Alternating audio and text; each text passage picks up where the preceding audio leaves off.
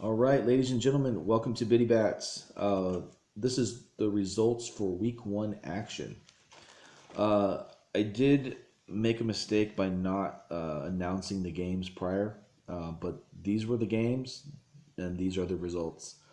Um, I'll do better at trying to give you guys the lineup before they happen so you can kind of be more invested in the games as they go. Week one's action. Basically, on Saturday, you had a couple head-to-head games. You had Detroit taking on Boston. Uh, Detroit won that game. Let's see here, 4-1. So Detroit got the win in that game. Then you had Pittsburgh taking on Atlanta. Pittsburgh won 6-4. So they won that matchup. And then you had the third head-to-head game that day on Saturday. The Giants lost to the Padres 2-1. So congrats to San Diego. Then on Sunday, you had the Angels taking on Seattle, and that was a fun game. I watched that game. Angels won 10-9, so congrats to the Angels. And then you kind of had a couple fantasy games. So when I try to get the way that I do this is on Friday nights, I look at the TV guide and I see which of the 16 teams in my league are actually facing each other, and I'll try to match those teams up against each other, obviously. And then the teams that do not have a head-to-head matchup, I throw them in like a fantasy pool, and I make fantasy games for those teams. So you basically had on Sunday the Mets taking on the Yankees. The Mets won their game 5-2, but the Yankees won their game 7-3. So they won by 4 points more than their opponent, where Mets only won by 3 points. So in that situation, the Yankees they won by a greater margin of victory, so they win their fantasy game. Next up, you had the Royals and the Cardinals, and they didn't play each other in real life, but in their fantasy game, the Royals lost by a point, and the Cardinals lost by 8 points. So the Royals, you win that game in my league.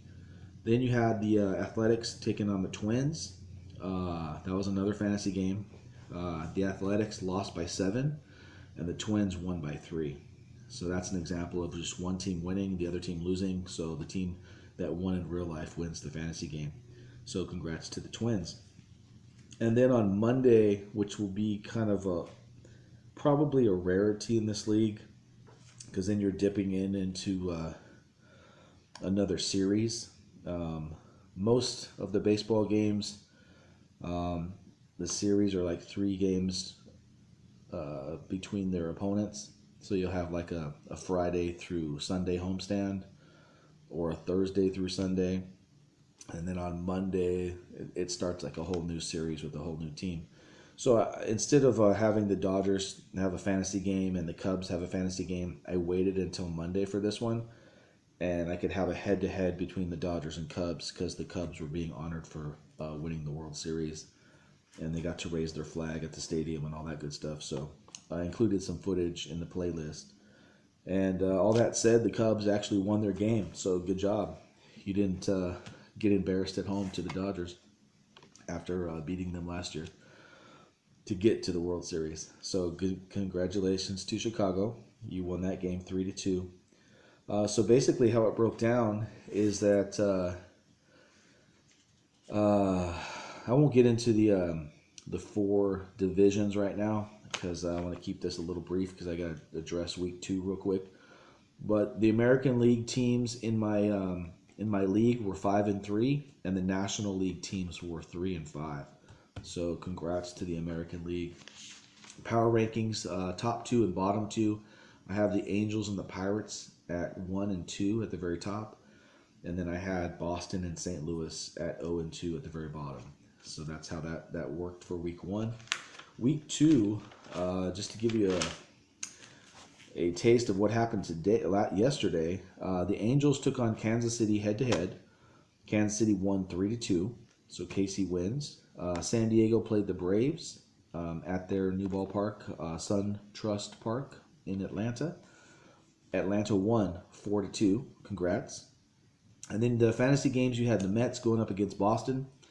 Boston won their game by a point. The Mets lost their game by a point. So congrats to Boston. You win. Seattle took on Oakland in the fantasy game. Oakland lost by 4 points. Seattle, they won their game. So congrats to Seattle. You get the win. Today's lineup, since I'm doing this Easter morning, you have St. Louis going up against the Yankees tonight on ESPN. That'll be the game of the week. And then you have, I believe, midday, you have Pittsburgh taking on the Cubs. So those two teams are undefeated. So that's going to be an exciting game. The winner of that game will probably be in my top two. Kansas City moved up to the top two slots at their record of 2-0. So congrats to Kansas City. And then you also have two fantasy matchups today. The Dodgers taking on the Giants, and Detroit taking on the Minnesota Twins. So those are the two fantasy games. Every week I'm generally going to, depending on how many head-to-head games there are, ideally this happened to be a perfect week. You had 4 head-to-head matchups. You had 4 fantasy games. I chose 2 head-to-head on one day, 2 head-to-head the next day, and then split the fantasy games up 2 per day. So that's how I'm hoping this goes forward. But I won't know until Friday night when I do my lineups, who's facing who, and so on and so forth. But I do know that after these first 4 weeks, the 2 teams on the bottom with the worst record are done. So I'm taking a 16-team league and I'm shrinking it to 14. And then 2 weeks after that, it's shrinking down to 12 and so forth. So it'll be a little easier to follow as I go a little further in this. There'll be less teams to throw points at you and have matchups with. But that's kind of how it works. Thanks for following and watching these if you guys do that. I will try to include highlights in my playlist, and just any random game I go to, baseball-wise, I will throw it on the playlist as well. I went to Cal Baptist University today, and they were doing a really good job, the men's team and the women's teams, men's baseball, women's softball. They were kicking Azusa Pacific's butt. So congrats to the Lancers. Not sure how those games turned out, but you were winning pretty big when I left. So congrats and happy Easter to all of you guys. Enjoy your brunch, enjoy your church service, and just in case you don't know, I believe that Jesus has risen. So thank you, Jesus, for paying the price for my sins, and he can do the same for you. All right, enjoy your Easter.